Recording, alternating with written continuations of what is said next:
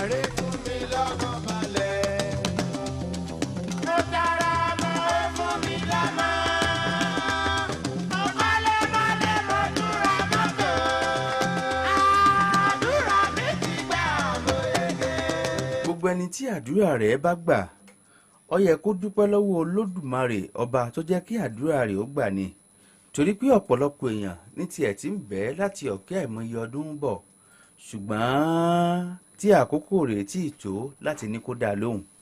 Ẹ kú ojúmọ́ o, ẹ káàárọ̀, ẹ káàbọ̀ sí sẹkítẹ́ríàtì aráàlú, káńsù aráàlú, ibi tẹ́yìn aráàlú ń gbé ọ̀rọ̀ wá, tẹ́ ẹ ti ń láǹfààní láti máa sọ bí nǹkan ṣe ń dùn yín lọ́kàn lágbègbè yín, tẹ́ ẹ ti ń láǹfààní àti máa sọ bẹ́ẹ̀ ṣe fẹ́ jẹ́ èrè ìjọba àwa ara wa ṣùgbọ́n tẹ́ ẹ tí ì rí jẹ, ibi tẹ́ ẹ ti ń lu àwọn aláṣẹ, tẹ́ ẹ ti ń lù wọ́n lọ́gọ ẹnu wípé wọ́n káre o, tí wọ́n bá yín ṣe dáadáa sí àgbègbè yín tẹ́yìn náà fi ń jèrè ètò ìṣèjọba àwa ara wa. Lórí ètò yìí láàárọ̀ òní, bí mo ṣe sọ lánàá wípé èjì ńlá láǹfààní láti ṣètò yìí lónìí, torí bí ojú bá ṣe méjì wọn àwòrán kedere, bí ẹsẹ̀ bá ṣe méjì wọn ìrìnà pẹ̀sẹ̀, ìbàdí ìlẹ̀kẹ̀ tó ṣe méjì ní jókòó regeja. Lórí ètò yìí láàárọ̀ òní, a ní àlejò pàtàkì tí a sì mọ̀ ṣe ní èdè Gẹ̀ẹ́sì àti ní èdè Yorùbá. Àlejò pàtàkì tá a ní lórí ètò yìí, àwọn náà ti débì yìí. Gbogbo tẹ̀ ń béèrè nípa ètò ìṣèjọba tí ń lọ lọ́wọ́ báyìí ní ìpínlẹ̀ Ọ̀yọ́, mo ní agbẹnusọ ń bọ̀ tí wọ́n láǹfààní àti sọ̀rọ̀ fún ẹ̀yin aráàlú tẹ́ bí wọ́n léèrè béèrè tí bá wà lọ́kàn yín. Omi tuntun 2.0 bó o ní mùkúndùn rẹ̀ ó ṣe dọ́dọ̀ ti yín náà, ẹ béèrè rẹ̀ láàárọ̀ òní. Arógundádé nìran bàbá mi, Arówódádé lèmi ń jẹ́ o, èmi àti yín ọmọ rówó máa fi ṣe nǹkan rí láyé wa. Túndé Adédòkun ló ń kí n pé ẹ káàárọ̀, Láfẹ́nwá bó o ní. All right, thank you very much, Tunde Adedoko. My name is Adedamola Lafenwa, and like you've been saying since yesterday, that this program, Secretariat Arado, will be a special edition in the sense that let me count Solutions 93.9 FM, one of the lucky stations to be having the opportunity to have the brand new CPS in Oyo State, talking about the Chief Press Secretary to the Oyo State government in the person of Pastor Sulaiman Olanrewaju, who until his appointment was the Grow Business Editor of the Nigerian Tribune. He is a seasoned journalist, and we are delighted to have him on the program this morning. Of course, to our esteemed listener, you have the opportunity to ask him questions. All you need to know about the administration, the 2.0 Omitutu administration. We have the spokesperson of the government in our studio with us. Once again, I say my name is Adedamola Lafenwa. The program is Secretariat Aradu. Bẹ́ẹ̀ni, lórí ètò yìí láàárọ̀ ní ọ̀gá wa ni wọ́n wà lọ́dọ̀ wa níbí yìí. Ọ̀gá tiwa ni wọ́n, bàbá tiwa náà sì ni wọ́n. Wọ́n ṣiṣẹ́ yìí, wọ́n ṣe débi èrè.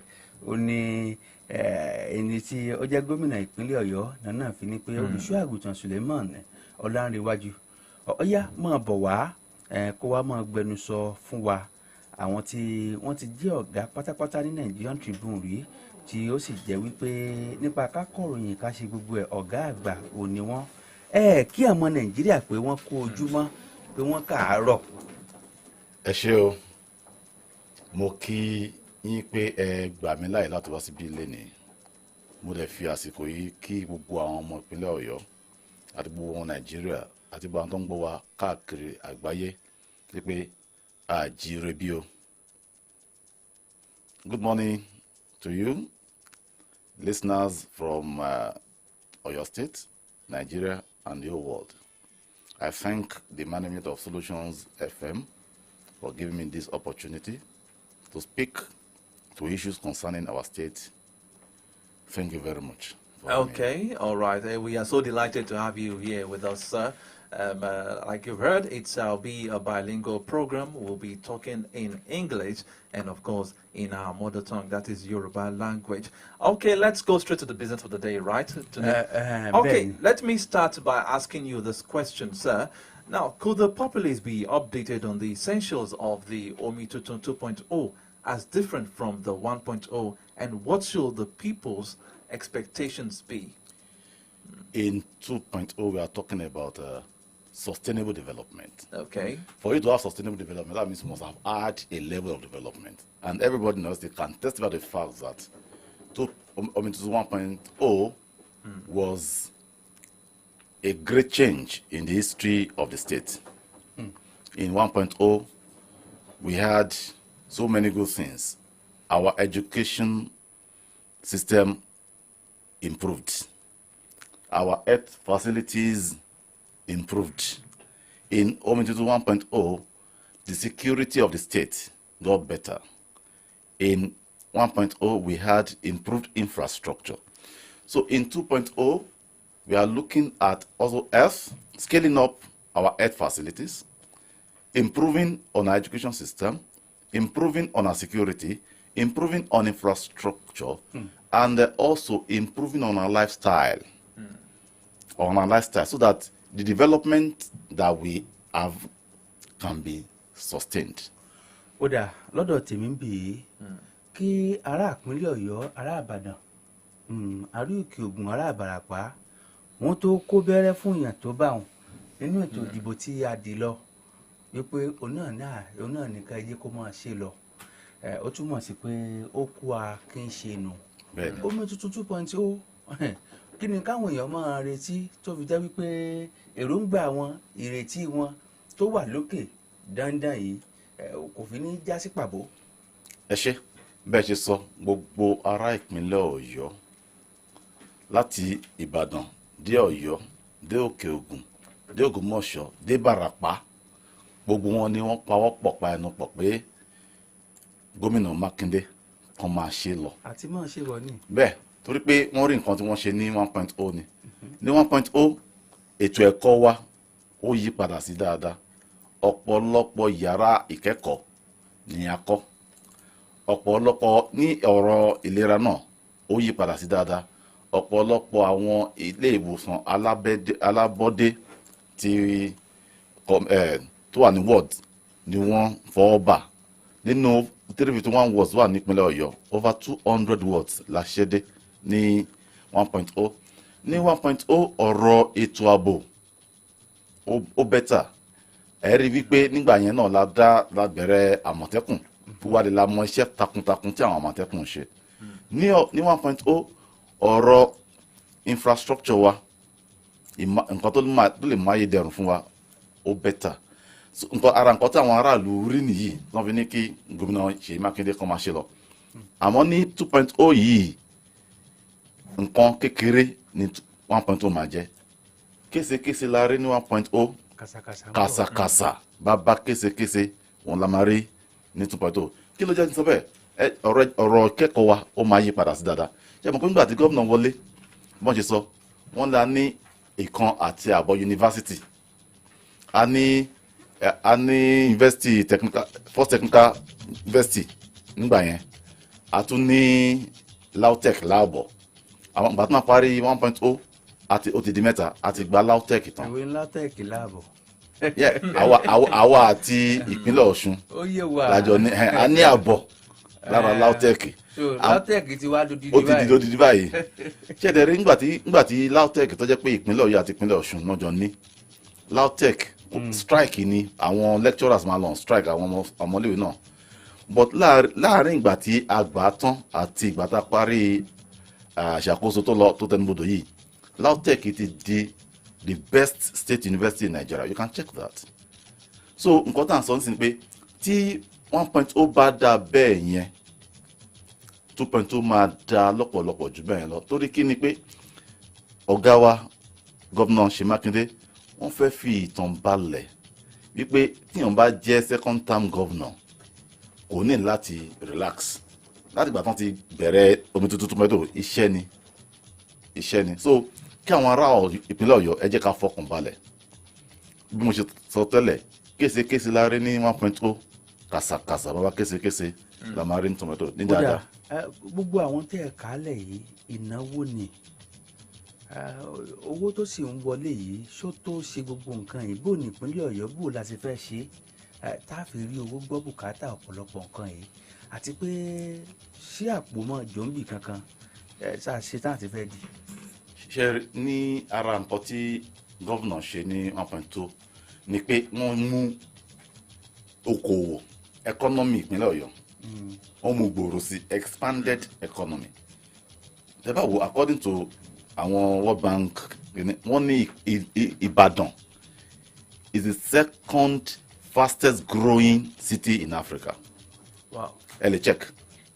kí ló títú ọrọ̀ ajé rẹ̀ ń gbéra sókè. bẹ́ẹ̀ ni kí ló fà á torí pé wọ́n ti improve lórí infrastructure àti improve lórí security ọ̀pọ̀lọpọ̀ àwọn èèyàn náà wá síbí ilé iṣẹ́ ní ọ̀sẹ̀ tó kọjá yìí gómìnà sì gba àwọn kan lálejò láti ilé iṣẹ́ Muka International kì í ṣe Muka Nigeria International wọ́n fẹ́ fi plant factory kan lọ́lẹ̀ sí Ìbàdàn kí ló fà á torí pé wọ́n rí pé security wa ó ti better wọ́n rí pé economic infrastructure wa ó ti dára sí so nǹkan tí gómìnà ṣe ni pé in the last 4 years wọ́n ti jẹ́ kí economy wa kó gbòòrò sí so à ń pa owó wọlé lábẹ́nú mọ́ then wọ́n tún plug gbogbo àwọn ibi tí wọ́n fi dí ibi gbogbo àwọn ibi tó máa ń gbà jáde láìtọ́ torí náà ni ó jẹ́ pé bó tilẹ̀ jẹ́ pé economy Nàìjíríà ó dagun díẹ̀ ẹ rí pé nípínlẹ̀ Ọ̀yọ́ wọn iṣẹ́ ò dúró iṣẹ́ dáadáa ò dúró wọ́n sanwó àwọn òṣìṣẹ́ déédéé wọ́n sanwó àwọn pensioners déédéé àjẹsílẹ̀ táwọn kan ti jẹ káwọn tó dé government wọ́n ti ń clear lára ẹ̀ torí pé wọ́n ṣe the governor is prudent the governor is creative so what is not obvious to others is seen by him opportunities that are not obvious to others are noticed by him and he uses this opportunity to improve the lot of the state so bó tẹ̀ jẹ́ pé economy wa ní Nàìjíríà ó rí bó ṣe rí but economy nípínlẹ̀ Ọ̀yọ́ ó ń dá sí ni torí pé gómìnà wọ́n jẹ́ ẹni tó ní aláfojúsùn wọ́n dẹ̀ jẹ́ ẹni tó ní ọgbọ́n ìjìnlẹ̀ láti jẹ́ kí nǹkan dára sí. Okay. Now we have Pastor Sulaiman Olarewaju, who is the Oyo State Chief Press Secretary. Now, to many people, the name doesn't. It sounds like a new name in the political scene. Now, can we briefly know who Pastor Sulaiman Olarewaju is before we delve into other sectors? Sulaiman Olarewaju is a journalist. Okay. I have been practicing for over 2 decades. Okay. I had the opportunity of going to school. I was at UI. Where I had my undergraduate studies. I was also at the Lagos Business School, but the university is Pan-Atlantic University, but it is popularly known as the Lagos Business School. But so that's where I had my second degree. Also, I'm currently a PhD candidate at Lee City University.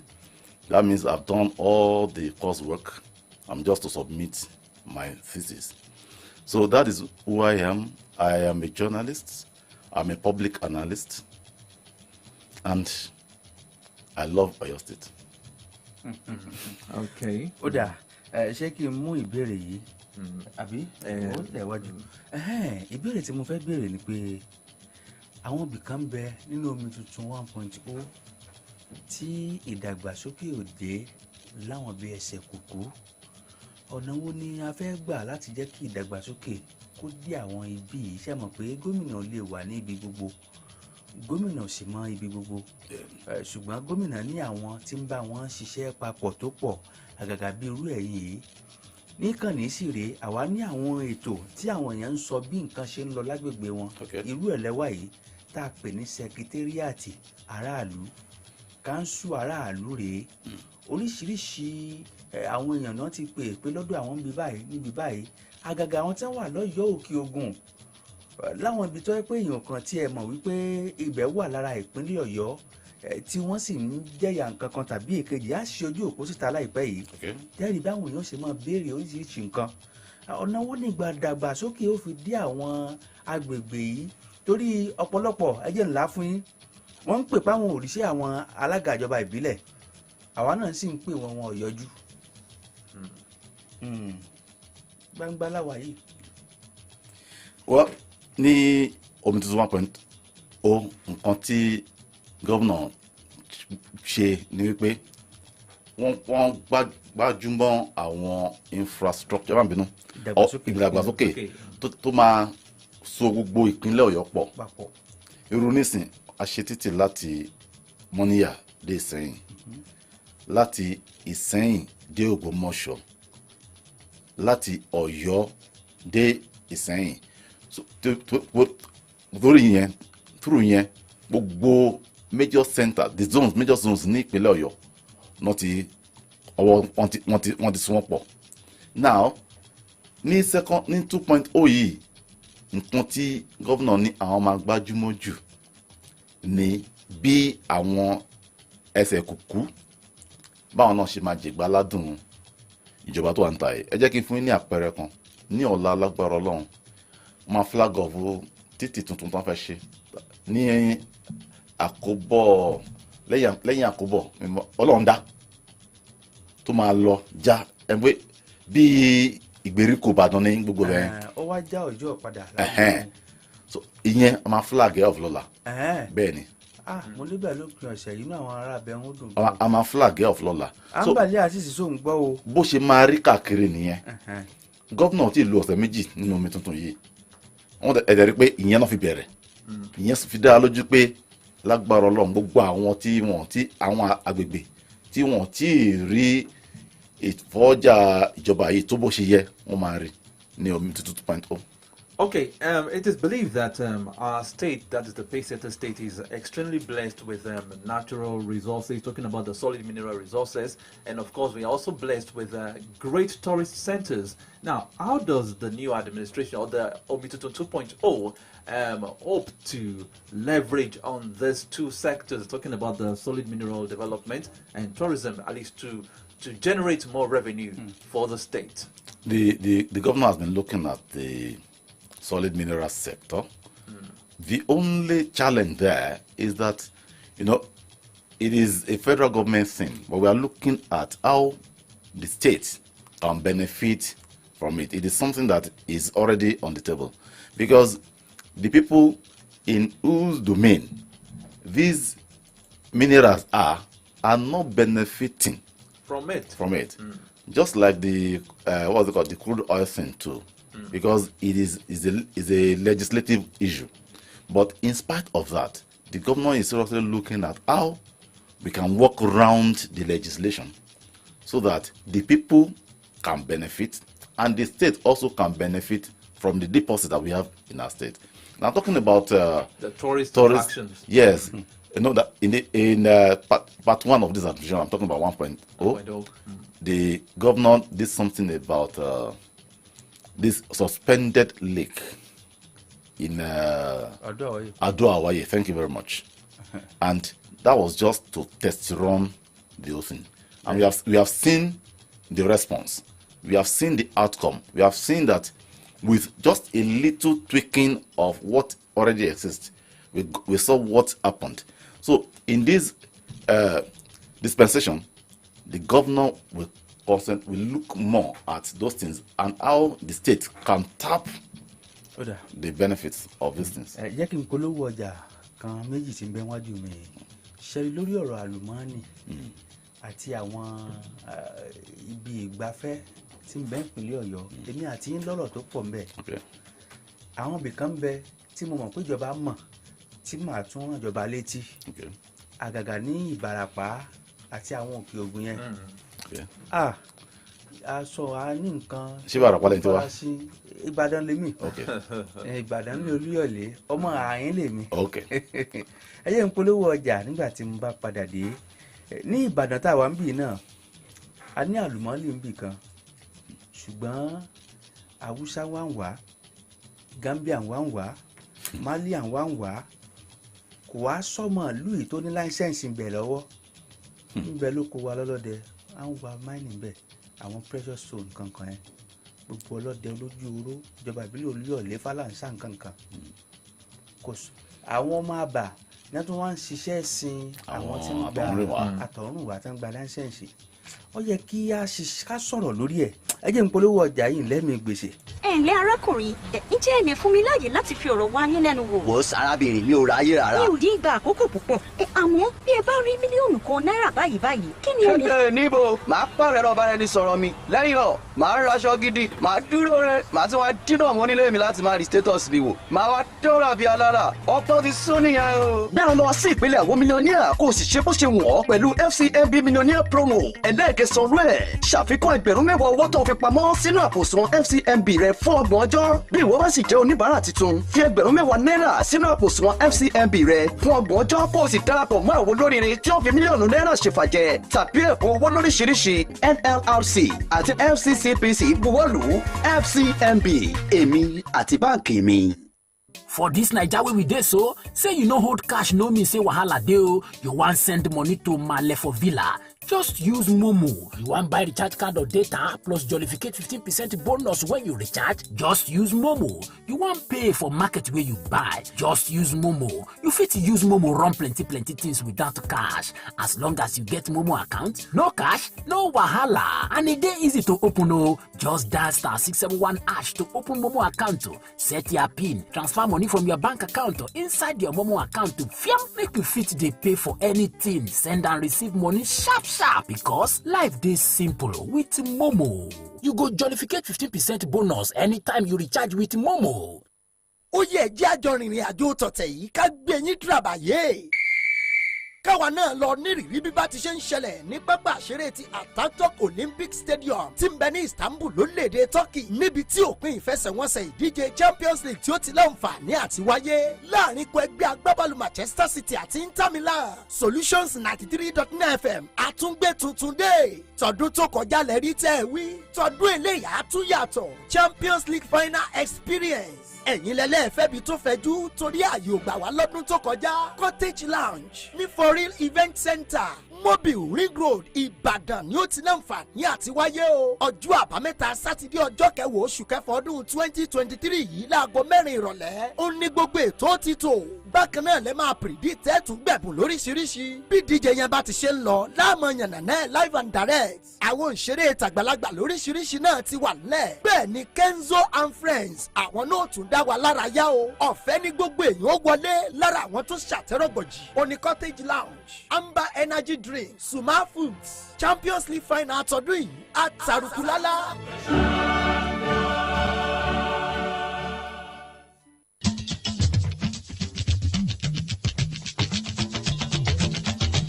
ẹ káàbọ̀ padà sórí ètò sẹkítẹ́ríàtì aráàlú ìkànnì Solutions 93.9 FM ilé àwẹ̀ ní Òkè Àdó nílùú Ìbàdàn. Olùṣọ́ àgùntàn Suleiman Ọláníwájú tí wọ́n jẹ́ Chief Press Secretary fún gómìnà ìpínlẹ̀ Ọ̀yọ́ gómìnà olóríire Abíọ́dún Olúwaṣèyí Mákindé lórí àlùmọ́ọ́nì tí ẹ jẹ́ ká kọ́kọ́ mú àlùmọ́ọ́nì. Àlùmọ́ọ́nì pọ̀ nípínlẹ̀ Ọ̀yọ́ tíjọba lè rówó ń bẹ̀ ṣùgbọ́n bóyá nítorí òfin Nàìjíríà wípé àlùmọ́ọ́nì o ìjọba àpapọ̀ ni yóò mọ ṣe agbátẹrù rẹ̀ tí wọ́n mọ fún àwọn èèyàn ní ìwé àṣẹ tó bá wù wọ́n ṣùgbọ́n ṣé kò sí tí a lè ṣe ní ìpínlẹ̀ Ọ̀yọ́ tó jẹ́ wípé àwa la ní kíní yìí tí ń bẹ lọ́dọ̀ wa tí ó fi jẹ́ ọrọ̀ fún wa àbíjọba lówó orí kan tí ń gbà ń bẹ̀ tá a mọ̀. ẹ jẹ́ kí n ka Nigeria Mining Act fún yín ẹ má bínú. The nation maka label. Please go ahead. The entire property in and control of all mineral resources in, under or upon any land in Nigeria is contiguous continental shelf and all rivers, streams, and water courses throughout Nigeria, any area covered by its territorial waters or consistency and the exclusive economic zone is and shall be vested in the government of the Federation for and on behalf of the people of Nigeria. 2. All lands in which minerals have been found in commercial quantities shall, from the commencement of this act, be acquired by the government or the federation in accordance with the provision of the Land Use Act. Ṣé gbogbo àlùmọ́nì tó wà ní ilẹ̀ Nàìjíríà ìjọba àpapọ̀ ló ní kápá lórí ẹ̀. Àwa lọ́lọ́run fún. Oye yín, but àwọn ni wọ́n ní kápá lórí ẹ̀. Tí ìjọba ìpínlẹ̀ kan bá gbé ìgbésẹ̀ kan, wọ́n máa lòdì sí òfin ni. But bí mo ti bá yàn, it's a matter of time. Ṣé wọn ò fún wa lóyún mùdùmùdù kankan bẹ́ẹ̀ ni àwọn tó ń sáré po lọ́dọ̀ wọn àwọn náà ní excess owó tí wọ́n ń gbà lọ́dọ̀ tí wọ́n náà. Kò sí kíní, kò sí 13% derivation wọn àlùmọ́nì. àwọn mining. Kò sí. wọ́n sì ti dá ìwòlú sọ́dọ̀ wa tó pọ̀ tó pọ̀. Unfortunately, most of those things illegal miners ni wọ́n. Many of those people illegal. Wọ́n gbèwé lọ́wọ́ pọ́látà Àbújá làwọn ti wá wọ́n ń wa òun òdì ìparọ́. Ṣé mi ilẹ̀ parọ́ kọ́jú mo sọ pé nǹkan tó ká ìjọba ìpínlẹ̀ Ọ̀yọ́ àti ọ̀pọ̀lọpọ̀ ìjọba ìpínlẹ̀ lọ́wọ́ kò ní òfin yẹn. Ṣé mo pé nǹkan tó ń ṣẹlẹ̀ ní ìpínlẹ̀ wa yìí nípa ọ̀rọ̀ mining yẹn nǹkan burúkú ni. But ẹ jẹ́ ká wo nǹkan tó ń ṣẹlẹ̀ ní Zamfara lórí ọ̀rọ̀ mining náà ni. Wọ́n ń wa gold. Torí wọ́n ń wa gold ni. Torí kí ló fà á? Ìjọba ìpínlẹ̀ Zamfara wọn ò ní ìkápá lórí kínní, wọn ò lè gbégbèsè kankan láì jẹ́ pé nǹkan tó fa wàhálà yẹn nìyẹn. Mi mọ tẹ́yìn sọ yìí tẹ́mi sọ lèmi. Ṣé nǹkan tí mo ń tó aṣọ ni pé òfin kò fún ìjọba ìpínlẹ̀ lágbára lórí àwọn àlùmọ́nì. Nǹkan tí mo sọ pé gómìnà ṣe pé in spite of this kí ni a lè ṣe láti lè mú ìgbáyégbádùn bá àwọn ènìyàn tí Ọlọ́run fi kíní yẹn sí ọ̀dọ̀ wọn. A ní mábù ní Ìgbẹ́tì. Kí ni àǹfààní tí ìpínlẹ̀ ń jẹ lórí ẹ̀? It's unfortunate, but that's the truth. But ẹ má jẹ́ kí yá sọ ìrètí nù. Ẹ mọ̀ pé for a long time wọ́n sọ pé electricity federal kíní ni. Wọ́n mọ̀ pé kí bàbá Buhari kan tó lọ wọ́n bọ́ lu òfin kan tó yí padà. Nísìnyìí gómìnà sọ níjẹta pé ìpínlẹ̀ Ọ̀yọ́ náà máa bẹ̀rẹ̀ sí generate electricity. I was coming to that. So eléyìí náà ká má sọ ìrètí nù. Wọ́n lọ ń bá fún bàbá Bọ́lá Tinubu ní àlàáfíà. Táwọn náà wọ́n lè ṣe ó lè yí padà ní ọ̀la ó lè yí padà kí ìṣàkóso ìkókó tó parí. Bọ́ tó bá yí padà mo fẹ́ fi dá àwọn ará ìpínlẹ̀ Ọ̀yọ́ lójú tó pé lágbára Ọlọ́run nǹkan tó yẹ kí ìjọba ṣe wọ́n á ṣe. Sorry ìjọba ò sí lè ké gbàjarè pé wọ́n ti ń ju gbogbo ihò tí wọ́n ń dá lu nǹkan wọn ò lè ké gbàjarè náà. A ti ń ké kọ́lọ̀ ń jẹ́ kán gbọ́ nǹkan tá à ń sọ ni ọ̀rọ̀ òfin ni ọ̀rọ̀ ìgbafẹ́ jẹ́ kí n yanjú ọ̀rọ̀ ìgbafẹ́ àbí. No, he mentioned something about electricity, which I want to talk about now. Now, I want to quote the executive governor's statement recently. He made this statement recently. He said, now as Oyo State, we can get into electricity generation and distribution, and we will get into it. So we will take advantage of the new electricity law in Nigeria. Our aspiration is that in the Committee of State in Nigeria, Oyo State will be the first to attain energy sufficiency because your governor is into electrical engineering. Now, how does the state government hope to leverage on this new law that has been passed by the outgone president and to ensure that the state begins to generate its own independent power? No, electricity is key to development. It is very, very important. Very key. Very, very important. If you don't get it right, your development will be slow. So the governor understands this. Just like in the issue of mineral deposits, what had been, stopping the governor from making the right move in this respect was the law. The law. Because with the law that was just amended, there was nothing any state could do. But now that sector has been liberalized, the governor is determined that before the expiration of his tenure, second term, that the state will take advantage. The state will generate electricity and the state will distribute electricity. Even went ahead to say that we will be the first state in this country to have electricity sufficiency. Wow. The people of Oyo State would like to know how this will be achieved. Now, it will achieved because there will be a commission that will be in charge of generation and distribution. And don't forget that about 2 or 3 years ago, the state went into independent power production, started the process. just to power the secretariat and some establishments in the state, as well as the street lights. But of course, we know what the challenges were.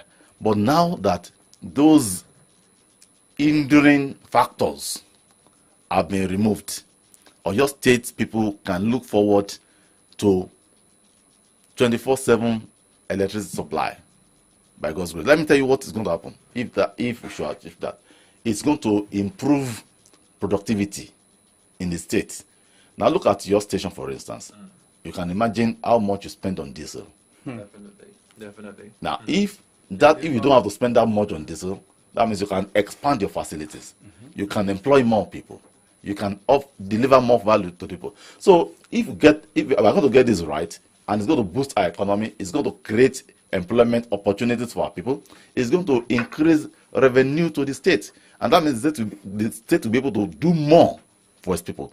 So what I want to plead with the people of our state that they should just cooperate with this governor, because it's a governor that knows what is right for the people and will not stop at anything to do what is right for the people. He knows that if you get electricity right, the value of our lives will be better. And that's what is working towards. Okay, in case you're just tuning in, you're on to the program Secretariat Arailu, coming to you on Solutions 93.9 FM, and we've been speaking with the Chief Press Secretary to the Oyo State Government, that is Pastor Sulaiman Olanrewaju. He is our guest on the program. And you can also be a part of the program by calling in on these numbers, 0909-888-9939, 0909-888-9939, or 0912-222-2939, 0912-222-2939. You can also jump on our Facebook page and drop your question. He's open to questions from you. Ẹ jẹ́ kí a fi ohùn gúnlẹ̀ lórí ọ̀rọ̀ àwọn ibi ìgbafẹ́ ní ìpínlẹ̀ Ọ̀yọ́. Ẹ sọ̀rọ̀ lórí ìgbésẹ̀ tí gómìnà ìpínlẹ̀ Ọ̀yọ́ tí wọ́n gbé lórí Adó Àwáyè. Ṣé rí àwọn ibìkan bẹ ní Ìbàràpá? Ẹ jẹ́ kí n kọ́kọ́ bẹ̀rẹ̀ láti Ìdèrè, ọkọ̀ Òṣùbàǹtẹ́. Ibẹ̀ ni orí òkè Ẹlẹ́kọ̀ọ́dèrè wà. Ẹlẹ́kọ̀ọ́dèrè ṣe bó lóòjèrè. Ẹlẹ́kọ̀ọ́dèrè ṣe bó lóòjèrè. Ṣé rí lórí òkè yẹn èmi ti gùn bẹ̀. Gbogbo bẹ̀ ni mo láǹfààní àti dé.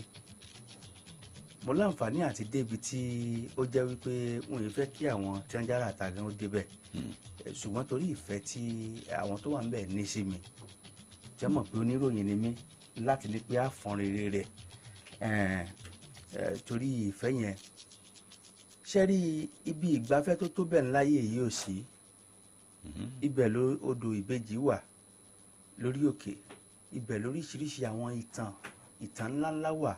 Odò tí ó jẹ́ omi ìwòsàn wà ńbẹ̀ tó jẹ́ pé nǹkan tí ẹ ti fẹ́ mọ lago ńbẹ̀ tí wọ́n tó lé wọn kù ńbẹ̀ pé kí ló dé ẹ mọ̀ wá take advantage àti bẹ́ẹ̀ bẹ́ẹ̀ lọ.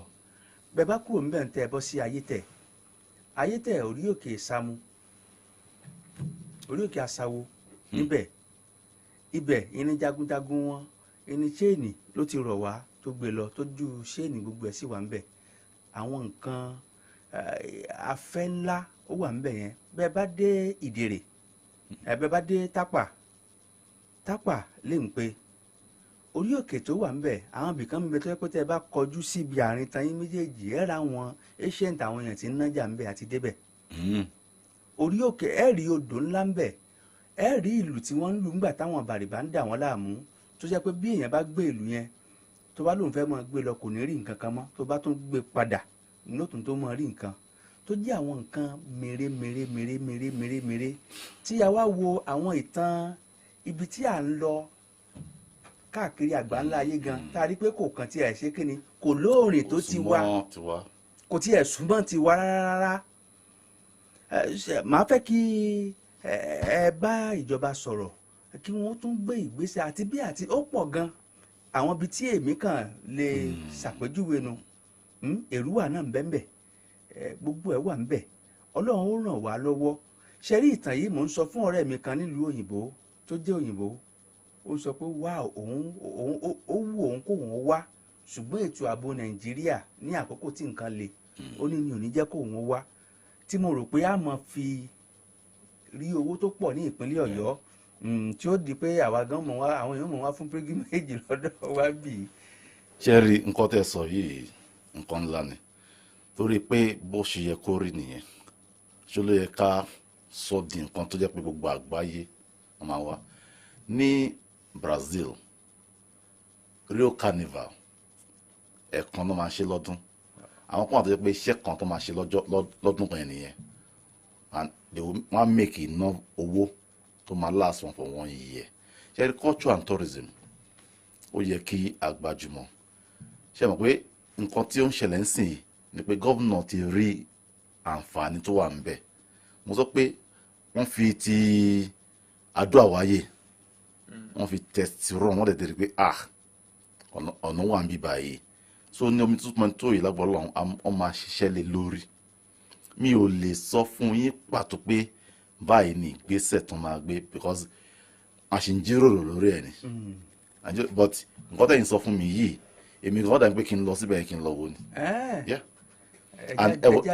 tí a bá ṣe kinní yẹn tá a bá ṣe bó ṣe lára tèmi yìí tó lára ọ̀rẹ́ yẹn òyìnbó báwo ló ṣe máa lára gba àwọn èèyàn ó mì pé ní ibẹ̀ yẹn nìkan a lè máa generate revenue àmì mọ̀ pé mo sọ pé gómìnà wa ẹni tó yẹ pé wọ́n ní àròjinlẹ̀ ni ẹni tó yẹ pé is a creative person.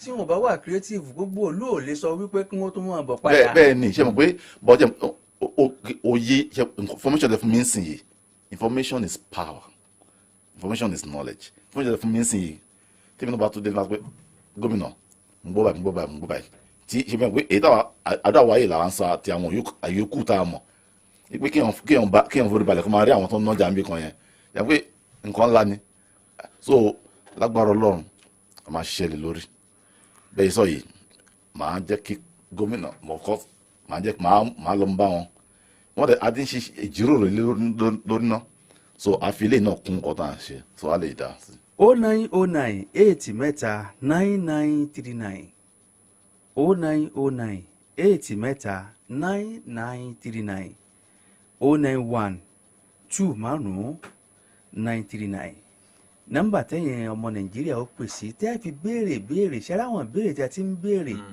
lórí sẹkítẹ́rìàtì aráàlú tèmi ń sọ fún yín pé agbẹnusọ ìjọba ń bọ̀ àní àti dé yìí kẹ́ béèrè ẹ lè béèrè lédè Yorùbá àti lédè Gẹ̀ẹ́sì ẹ ṣeun gan. Do we pick calls? Let's pick calls. We have a call.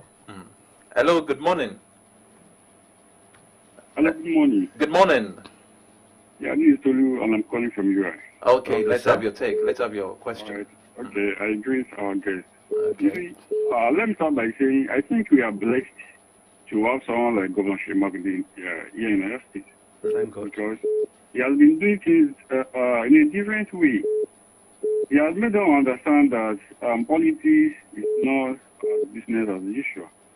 Because we can see from what he has done during his first term, especially the abolishment of fees in our public schools, which I believe has drastically reduced the number of out-of-school children in the state. So, personally, I don't have any reason whatsoever to doubt the governor whether he's going to do better in our state in this circumstance, because he just heeded to our hearings recently, especially the issue of the pyramids, which shows that the governor has chosen to be with the people. So I just want to wish him well, and I pray that God will continue to strengthen him. Yeah, man, no. We can have more of these good governors in the state. Thank you. Good morning. Thank you very much. Thank you very much. Hello, good morning. Hello, good morning. Good morning. What's your name? Where are you calling from? This Prince Bumi, Adifusi calling from Afata. Okay, you can ask your question, sir. Yes. Yes, well, I know that the state government has set the panel concerning the reviewment of the workers' salary is a good one, because we are in the hard time. And I know that only government that have means well for the citizens can do that.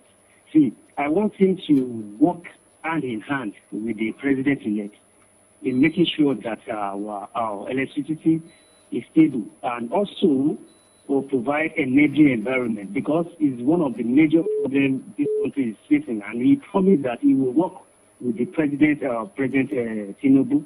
So I want him to do that, and I don't want him to derail as well regarding the infrastructures he has been bringing on board in the state, like Adama Sigba, Fakot, Gomosho, Road. So I want him to do more as he promised, and may God Almighty be with him. Good morning, sir. Okay, good morning. Thank you very much. Thank you very much.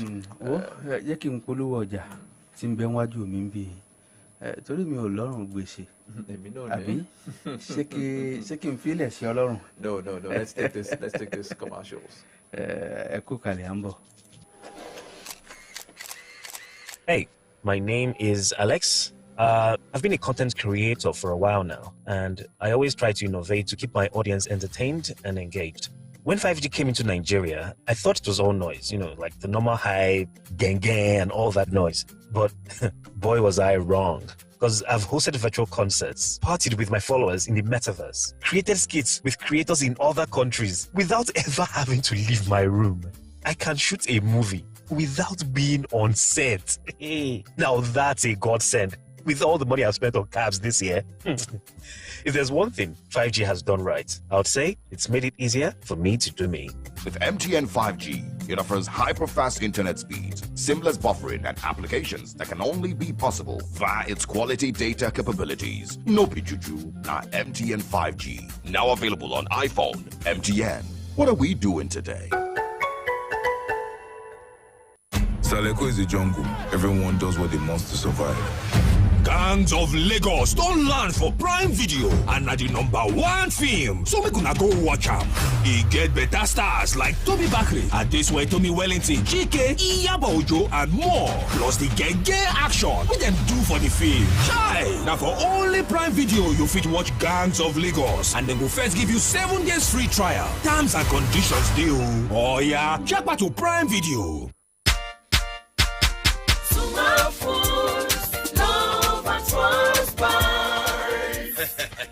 Ó ga jù àwọn súwìtì tí iléeṣẹ́ sùn máa ṣe ẹrẹ́bẹ́ntẹ́mọ̀ ni ká máa lá súwìtì báyìí ká gbàgbé ìrònú kò sí kọ́ kò sí kàtá vitamíìkì coffee bite candy crush bẹ́ẹ̀ náà ni bisikíìtì wa tó o bá ti jẹ́ báyìí tó o mumi lé lórí ara rẹ̀ á sì balẹ̀ pẹ̀sẹ̀ right cracker ni beast crunchy ni lunch pack fiber active cabin lucky chewing gum wa ó dùn lẹ́nu ó bùyàrì world cup chewing gum ni robot zoom ọ̀ọ̀kì yálé búrẹ́dì wọn ó wà ń bẹ̀ gbogbo ilé ìtajà pátá ó nà mọ̀lẹ́tì lè ríra o oúnjẹ sùnmọ́ tọ̀wọ̀ kó o gbádùn rẹ̀ dọ́ba. Suma Foods, love and spice. Bí a bá kórajọpọ̀ fún ìrí òṣùpá lórígun mẹ́rin abúlé kì í ṣe nítorí òṣùpá a sọra wa dọ̀kan nítorí pé ó dára fún alábàtàn láti ṣe bẹ́ẹ̀. Àwọn agbègbè tó múlé tì wá ò rí àǹfààní àwọn ètò ìlera lábọ́dé jẹ àmọ́ pẹ̀lú ìrànwọ́ rẹ wọ́n lè rí àtìlẹ́yìn gbà. Jẹ́ akọni fún ìyípadà kó o sì kópa nínú àgbékalẹ̀ kí la lè jọ ṣe pọ̀. Kàn sí ìtàkùn mtn.ng/WCWDT tàbí kó o ti àtẹ̀jíṣẹ́ MTN sí 421 láti yan ilé ìwòsàn alábọ́dé tó nílò ìrànwọ́.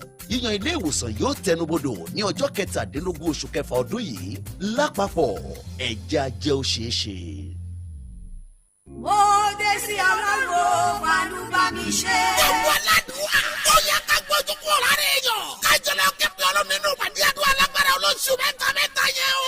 72 hours with God. Ọ̀sẹ̀ ìjẹrẹ̀yà látọjọ́ Friday náà. Ní Sunday 11th June. Àkúrí tí Ọlọ́run fún òní rẹ̀. Prophet Taiwo Òjó bàbá ẹ̀ sọ́jú orí afẹ́fẹ́. Help from above. Ìrànlọ́wọ́ látòkè. Ọjọ́ tó o bá ti rí ìrànlọ́wọ́ látòkè gbà. Ìlàkàkà dọ́pẹ́ gbà bẹ́ẹ̀. Nínú ìpàdé àdúrà yìí fẹ́rẹ̀ sí ọ̀run wà ní ilẹ̀kùn ìṣẹ̀lẹ̀ ọjọ́ pípẹ́ máa ṣí. Nípasẹ̀ ìfàmì òrùnyàn ọlọ́run aláyè lórí àwọn ìránṣẹ́. Àwọn olórin ẹ̀mí kúkọ́ láti adéṣẹ́wọlé Jésù. Bísí aláwìyé àlùkò. Ìlàjà akẹ́kọ̀ọ́ ọlọ́run sọ́bẹ̀. Gbẹ̀ngà Adénúgà. Bridget Adénúbí. Àtinúkẹ̀rí Májẹ̀mú. Prophet Taiwo Òjó bàbá ìsọjí orí afẹ́fẹ́ a máa sọ tẹ́lẹ̀. Bàbá ti wọnú àdúrà lọ́jọ́ Friday náà. Ìdájí lọ́jọ́ Monday 12 la máa ṣorí ọ̀fẹ́ o. Láti ìpínlẹ̀ Ọ̀ṣun tàbí Ìbàdàn. Ọ̀sẹ̀ ìjẹrẹ ni ẹ máa bọ̀ Mẹ́síkà. Ẹkùnrẹ́rẹ́ àlàyé ẹ máa pè 090-20113558.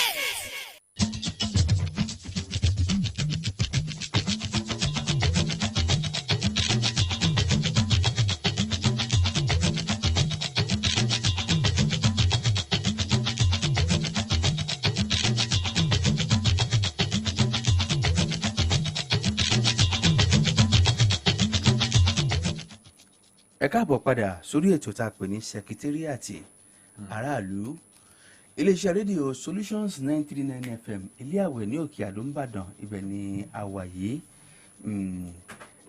Ní àárọ̀ òní àlejò pàtàkì tí ó ń bẹ níwájú wa níbí yìí àwọn náà ni olùṣọ́ àgùntàn Sulaiman Ọlánrewájú tí wọ́n jẹ́ chief press secretary fún gómìnà ìpínlẹ̀ Ọ̀yọ́ tí wọ́n ń bì í. Bẹ́ẹ̀ ṣe wá ń gbọ́ wa báyìí ní kẹ́yìn náà máa lọ sórí Facebook kí ẹ máa wò wá kẹ́ ẹ máa fi àwọn ìbéèrè yín kẹ́ ẹ máa fi síta.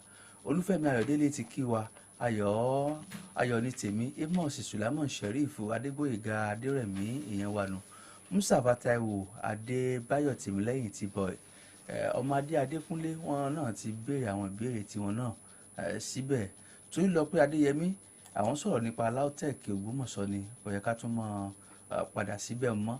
Jimoh Muideen Amaki Ajédòkun ọmọdé Adékúnlé àwọn náà sọ ọ̀rọ̀ tiwọn wọ́n ní pé omi tuntun 1.0 wọ́n ní pé wọ́n package ẹ̀ pẹ̀lú àwọn achievement tí àwọn èèyàn rí dáadáa.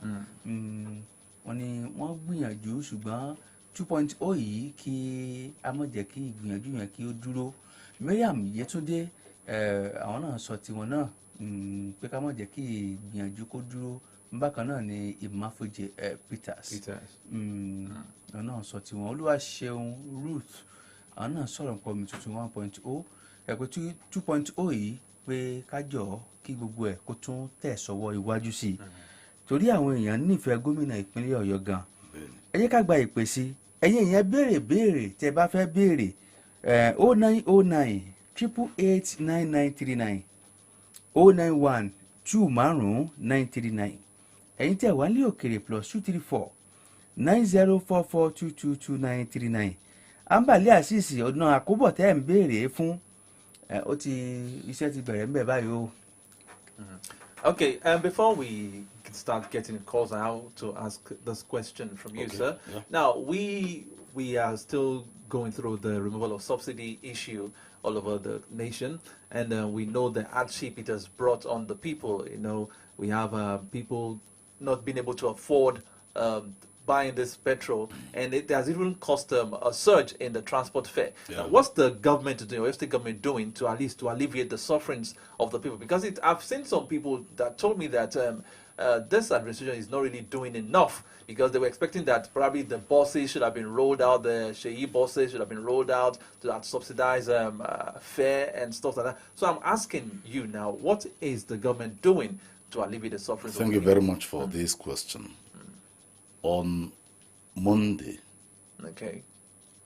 after the NLC people said they were going to go on strike, the governor had a meeting with the officials, leaders of NLC and TUC in the state. I know they are not started the strike. They had not even put up their demands.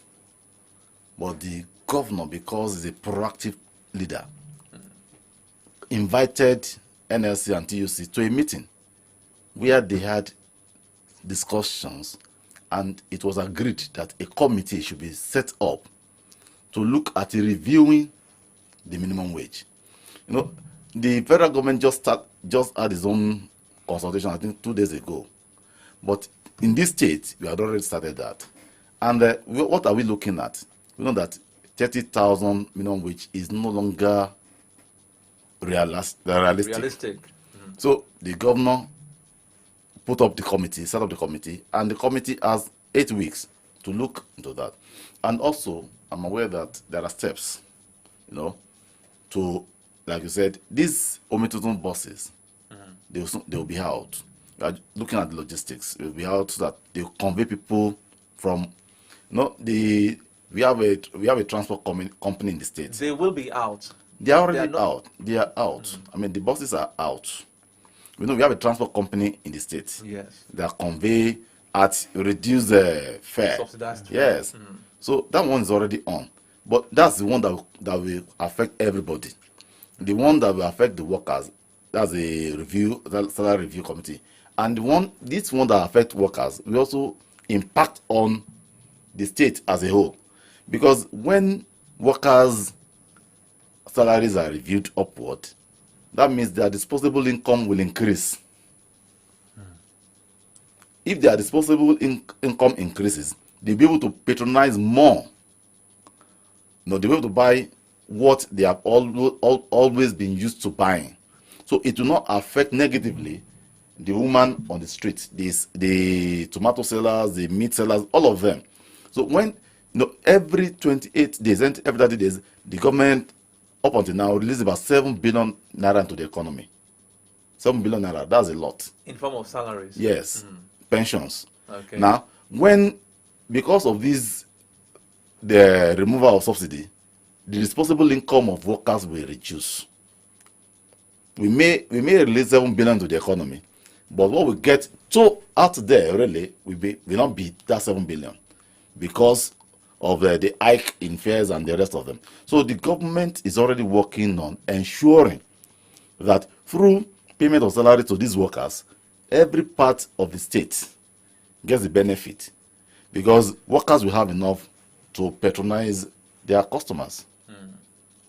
So those are the two legs that we're looking at for now. Okay, because we got some feelers from states like Kwara and Edo that the government has decided that workers should work the state workers or government workers should work 3 days per week. Do we see that happening in your state too? It may work for them there, but I don't think it will work for us here, and I'll explain. Okay. Now, if you say workers should stay away for 2 days in a week, are they going to stay away from heating for 2 days? I think it's just at least to reduce the cost of transportation coming to office. No, there's a thinking that leads to increase in productivity. There's a thinking that also leads to reduction in productivity. Okay. Now, if a person has a shortage of resources, the next thing is not just to cut everything. The next thing is to see how do I increase my revenue, not how do I reduce my expenditure, because your expenditure most of the time is constant. So the right thinking is to say, how do I increase my revenue? That's what the government is looking at. That's what Oyo State government is looking at. It's not stay away from work. Now, if we want to attract investors, you ask workers to stay away from work. When investors come, what are they going to relate with? If, for instance, Tuesday, say, stay away from work on Tuesday and Thursday. So when the investors come, when people are going to be of benefit to us in the state, when they come, we ask them, sorry, we are not working today. No. It is the governor is creative. So we are going to solve the problem, not by reducing our productivity, but by scaling up our productivity so that our revenue generation capacity can also increase. Kódà kó tó di pé màá gba ìpè ọ̀rọ̀ àwọn ìjọba ìbílẹ̀ mo fẹ́ kẹ́ jẹ́ ká sọ̀rọ̀ lórí wọn. Àwọn èèyàn ń complain púpọ̀. Kí lẹ rí sọ sí? Ṣé rí ọ̀rọ̀ ìjọba ìbílẹ̀ ọ̀rọ̀ òfin náà ni màá gbìyànjú láti ṣàlàyé bó ṣe yé mi mọ́. Ṣé rí àwọn èèyàn believe pé ìjọba ìbílẹ̀ wọ́n wà autonomous. Ìjọba ìbílẹ̀ they are not independent of the state. Nǹkan tí òfin wa sọ nìyẹn. Ìyàtọ̀ ńlá ló wà láàrin ìjọba àpapọ̀ àti ìjọba relationship tó wà láàrin ìjọba àpapọ̀ àti state àti ìjọba láàrin state àti local government. The local government be appendages state ni wọ́n. That is the truth. Now wọ́n lè ṣe nǹkan, they are not totally independent. So but nǹkan tí governor sọ ni wípé as much as possible iṣẹ́ tó yẹ kí local government ṣe wọ́n á ṣe. Governor sọ pé nǹkan tó ń dùn àwọn èèyàn jù táwọn èèyàn ń tẹnumọ́ jù ọ̀rọ̀ títì ni. Governor sọ pé kò sí títì yàgò títì kún àti pé federal ló máa rìn àbí tó yẹ pé state ló máa rìn. No, téèyàn bá wà nípínlẹ̀ Ọ̀yọ́ èmi ìfẹ́ mọ̀ yàtọ̀ láàrin mi ìfẹ́ mọ̀ títì tí ó jẹ́ ti state àbí tó jẹ́ ti federal àbí tó jẹ́ ti local government. Mo fẹ́ kí n lè move freely and easily lórí títì ni. So nǹkan tí à ń ṣe ni pé à ń parapọ̀. Nǹkan mọ̀ sọ yẹn àtijọba ìpínlẹ̀ àtijọba ìbílẹ̀ à ń parapọ̀ láti jẹ́ kí ìdàgbàsókè kó wà nípínlẹ̀ Ọ̀yọ́. So bá jẹ́ pé ọ̀rọ̀ títì àti àwọn mùdùmúdù ìjọba ni káwọn èèyàn fọkàn balẹ̀ ó máa kárí bí mo ṣe sọ irú ọ̀la nísìn ọmọ flag of títì kan kì í ṣe títì bóyá kò ń ṣe federal kò bóyá federal ni bóyá state ni bóyá local government ni kò kọ́ anybody nǹkan tó kàn wọ́n ni pé kó ṣáà ti yọ kúlù. yes so nǹkan tí a focus state governor nìyẹn pé ok kí gbogbo wa àti state àti local government ká parapọ̀ ká mú ìgbáyé gbádùn bá gbogbo aráàlú gbogbo ará ìpínlẹ̀ Ọ̀yọ́ so ọ̀rọ̀ local government bí ó ṣe kò sí bó ṣe wà nìyẹn. ó dà ẹ jẹ́ kí àwọn ọmọ Nàìjíríà ó sì mọ bí yín léèrè ìbéèrè lọ ibi táwọn ó bí yín mọ lórí ọ̀rọ̀ ìjọba àbílẹ̀ nù táwọn bá ní ìbéèrè sí ọwọ́ iwájú sí i àbí àwọn ọmọ béèrè sí ọwọ́ iwájú sí i 0909 888 àti 091 25939. Hello. Hello, good morning. Good morning. Yes, this is Steve Ogbondiran from Ibadan, and greetings to our guests. Okay, thank you. How to this program, I always follow him on some other radio stations, and what he has been saying so far seems has been nothing but the truth. But I have a question. During the 1.0, the governor promised to improve the secondary education sector, and everybody could see that he did that. Then when he was campaigning for the second term, on 2.0, he said he was going to give the primary education sector a remarkable turnaround. So I want to know, he said he will give you the remarkable turnaround, and of course, employ students to teachers. So I want to know if there are plans going on for this. Then finally, sir, please, I don't know if you can avail me of the opportunity to give me your email address. I'd like to work with you, sir. I'm a content writer. Thank you very much, sir. Okay, on the second question, or the last one, you can get across to the presenters. I'll drop my email address with them. Okay, sir. Get across to them. They will send that to you. All right, sir. On the primary education thing, in Omitutu 1.0, the government built quite a number of classrooms.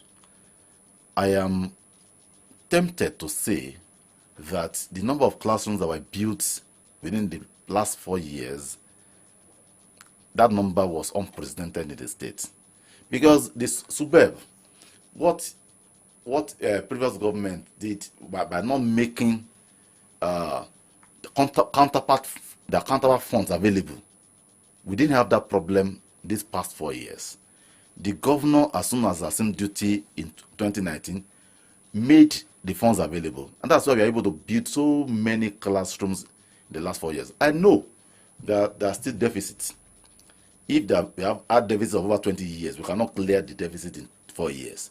But what we were able to do in the last 4 years was unprecedented, and we can only say that that trend will continue. The governor said something on Monday, I think on Monday. He said the first 4 years, he actually governed for about 2 years out of 4 years. He said the first 6 months, because he was new in office, he was just learning the rope. Then COVID came and took about 11 months. So effectively, he didn't have more than 24 or 30 months to govern the state. But look, if he was able to do all that he did in 30 months, now that he has full complement of 48 months, you can imagine what he's going to do. So my sister, be rest assured that we are going to scale up our performance in primary education sector these 4 years. Okay. Hello.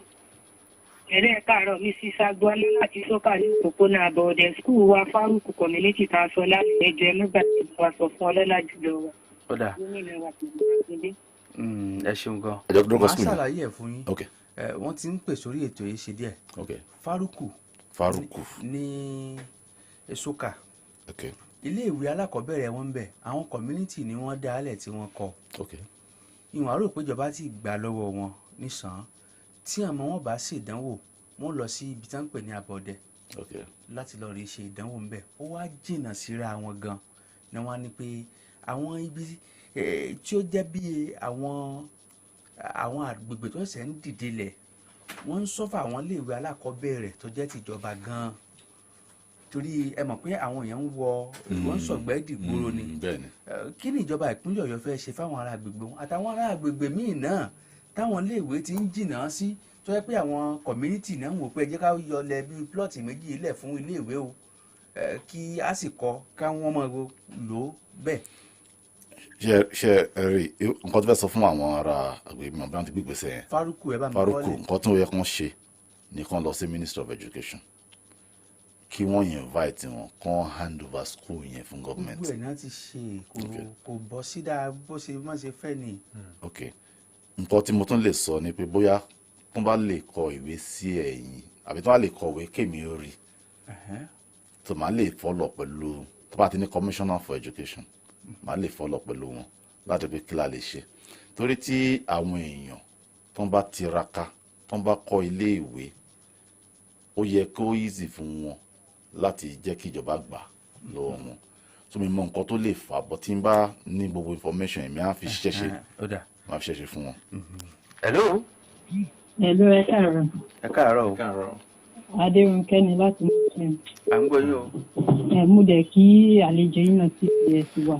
ẹ ṣe máa. mo fẹ́ ní orí bíríìjì Muslim bíbá yìí ó dà pé àwọn èèyàn wa wọ́n fẹ́ ya kọlọ̀rọ̀ nítorí pé kí ni mo mọ̀ pé ní ọ̀dà omi tuntun 1.0 ìjọba ìpínlẹ̀ Ọ̀yọ́ lórí ọ̀rọ̀ ilẹ̀ dídà wọ́n ṣe gudugudu mẹ́fà tẹ́pẹ́ àwọn onílẹ̀ gan ilẹ̀ iwájú ọ̀dọ̀ wa wọ́n ti wá dànù ní ìparí oṣù tó lọ ṣùgbọ́n àwọn èèyàn wa wọ́n ya kọ̀lọ̀rọ̀ tí tẹ́ bá dé gbogbo orí bíríìjì Muslim yẹn ilẹ̀ lọ́sùn ilẹ̀ lọ́sì tẹ́ pé ilẹ̀ tó ti fẹ́ máa jábọ́ sí àárín express yẹn àwọn kìíní barricade tó wà ní ẹ̀gbẹ́ orí bíríìjì yẹn kò sí bẹ́ẹ̀ mọ́ tó tún di pé wọ́n tún ju ìgbẹ́ síbi ìbẹ̀ so mo rẹ̀ nígbàgbọ́ nínú ìṣèjọba yìí so kí wọ́n jọ kí wọ́n tún bá wa jáwé sóbì sí dáadáa lórí ọ̀rọ̀ onílẹ̀-èdè torí àwọn ìgbà lálẹ́ báyìí tí wọ́n bá gbàgbẹ́ kọjá a máa ń fọwọ́ bomú kọjá lórí bíríìjì mú. láì sáàtàn ó dẹ̀ ṣeun gan.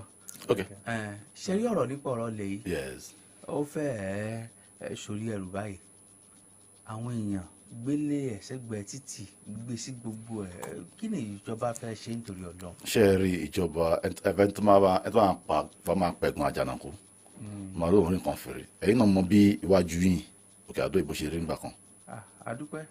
ẹ mọ̀ pé ń sin wọn ti clear aládùpẹ́. kò dẹ́n ṣe pé ẹ̀ẹ̀kan wọ́n máa wá lálẹ́ wọ́n máa wá láàárọ̀ nǹkan tí àwọn èèyàn wa tí arábìnrin tó sọ̀rọ̀ tán sí tán sọ ó jẹ́ nǹkan tó jẹ́ kókó ó yẹ ká bèèrè wa irú agbègbè wo irú environment wo la fẹ́ nígbà tí gómìnà tí wọ́n ń búra fún wọn lẹ́lẹ́kejì wọ́n sọ pé upgraded lifestyle ní 2.0 wọ́n sọ pé àwọn ní fàyè gba à ń ta ọjà lójú títì à ń ju kíní bákan tí kí ni iṣẹ́ ìjọba láti mú ayé dẹrùn fún àwọn ènìyàn àwọn tó máa ń gbé nínú ìlera ayé ò dẹrùn fún wọn àti nǹkan ìdọ̀tí ó dẹ̀ jẹ́ nǹkan tó máa ń fa ìlera so the government of Oyo State sọ pé ní this 2.0 a ní fi àyè gba ìdọ̀tí a ní fi àyè gba ẹ̀gbin so káwọn èèyàn wa náà ẹ mọ̀ pé a ti fi àyè sílẹ̀ fún wọn wọ́n gba drum tó bá jẹ́ pé ilé kan ò lè gbà kí ilé méjì parapọ̀ kàn gba drum so that wọ́n lè máa kó ìdọ̀tí síbẹ̀ àwọn tó ń kólẹ̀ kó dọ̀tí wọ́n ń lọ 24 hours. ṣùgbọ́n àwọn ilé kan ń bẹ tó jẹ́ pé inú agboolé ni o. wọ́n ṣàní wọn ara bẹ ṣe ń débẹ̀ ibi tí mọ́tò lè dé wọ́n gbà kán jọ sọ̀rọ̀ pọ̀ ibi fún àǹfààní ara wa ni ṣé gọ́fúnà ní ẹ̀fọn máa jẹ ni.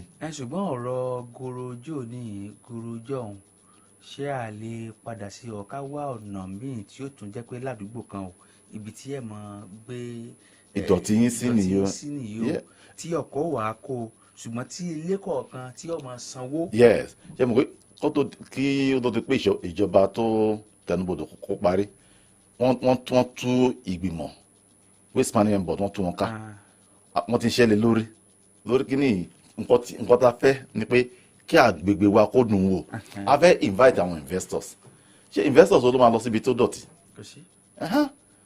pé àbẹ kó máa sọ ìdọ̀tí bá Ìbàdàn. ṣe láwọn ará Mùsùlùmí tẹ́ ń sọ̀hún Bẹ́ẹ̀ni. tí wọ́n sọ̀hún Mùsùlùmí Òdíńjó Oríta Pẹ̀rin gbogbo àwọn agbègbè yẹn Elékùọ́ nkankan bẹ́ẹ̀ bá wọ inú ilé kan báyìí ẹ lè fi já sí ilé ogún àwọn ibi táwa gbé dàgbà nù ṣùgbọ́n tẹ́lẹ̀tẹ́lẹ̀ ó wá náwọn ibìkan ládùúgbò tí goro wà ṣùgbọ́n báyà torí pé goro yẹn orí rẹ̀ ṣe ti ń kọ́fà àwọn èèyàn ń ju oríṣiríṣi nǹkan sí i kódà gan ní àwọn àkókò kan tí wọ́n ju àwọn bí òkú nǹkan kan síbẹ̀ ó wà so mo wá fẹ́ kí bóyá tí goro ń bá lè padà kó lé kọ̀ọ̀kan mọ̀ sán bóyá yóò jẹ́ kí gbogbo nǹkan kí ó tún dínkù àbí láfẹ́ńwá goro tó bá wà ládùúgbò tẹ́mọ̀ pé ibi tá a dá sí rèé ṣùgbọ́n ilé kọ̀ọ̀kan mọ̀ san owó bó ṣe 500 bó ṣe 1000 bó ṣe iye kan lóṣù wọ́n mọ̀ san. ìmọ̀ràn tó dáa ni ṣe àwọn kí bá a ṣe tẹ́lẹ̀tẹ́lẹ̀ náà nìyẹn wọ́n ìgbìmọ̀ tó wà lórí fún waste management board wọ́n ti tú wọn ká wọ́n dẹ̀ máa reconstitute wọn tí wọ́n bá ti padà síbẹ̀ irú ìmọ̀ràn tó fún wa yín náà máa tó pàṣẹ sí wọn pé ok ara nǹkan táwọn èèyàn ń sọ nìyí o báwo la ṣe lè ṣe tẹ́ pé àdúgbò a máa wà ní ìmọ́tótó nǹkan tó ṣe kókó ni. Okay, I would like to take you back to education. So, okay. We got some feelers that the Oyo State government has handed over the governing and the running of some schools to the hands of the old boys. And I would like to mention a particular school, that is Government College Ibadan, that's GCI. And as we speak, it's believed that it's being run by the Old Boys Association. And we got feelers that when new students are being taken, they are being charged, I think, 6,000 naira or so. Is that not negating the vision of the executive governor of Oyo State, Engineer Seyi Makinde, towards ensuring free education in Oyo State? I mean, the idea of handing over the governing of schools to Old Boys Association of such school, it sounds somehow. No. I'll tell you what I know. Okay, please do. What I know is that no student pays fees in Oyo State. What I also know is that all public schools in the state belong to the government. But we got these feelers from the parents. Yeah, okay. I don't know about that. Now, I know that some old students spoke with the government to allow them contribute. They do not run, they do not manage, they do not pay the teachers. They don't pay the teachers. Okay. You get? Okay. They contribute, and if a group of people wants to give back to society that produces them, why not? So I cannot comment on that because I don't have information on that. But what I know, please, yes, we'll investigate. What I know is that no student pays fees in Oyo State. Hello. Hello. Hello. Like Carol. Láàrínwájú Bashir ló ń pè látọlódó. Yes, sir. Olóko mi.